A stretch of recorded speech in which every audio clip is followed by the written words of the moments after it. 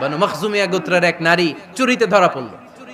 সাহাবারা বললেন, নবী, মদিনার সবচেয়ে ভেরি প্রেস্টিজিয়াস এন্ড ডিগনিফাইড ফ্যামিলির মেয়ে, আপনি হাত কাটেন না, কারণ ইসলামের নিয়ম চুরি করলে কি কেটে দাও।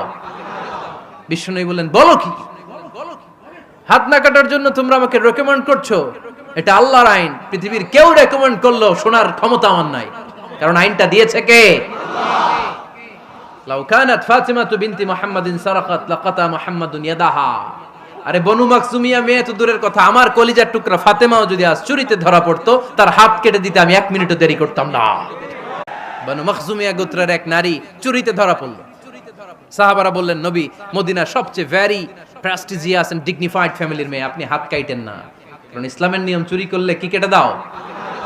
বিশ্বনবী বললেন, বলো কি, হাত না কাটার জন্য তোমরা আমাকে রেকমেন্ড করছো?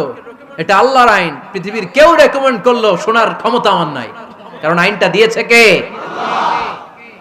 লাউ কানাত ফাতিমাতু বিনতি মুহাম্মাদিন সারাকাত লাকাতা মুহাম্মাদুন ইয়াদাহা। আরে বনু মাকসুমিয়া মেয়ে তো দূরের কথা, আমার কলিজার টুকরা ফাতেমাও যদি আজ চুরিতে ধরা পড়তো, তার হাত কেটে দিতে আমি 1 মিনিটও দেরি করতাম না।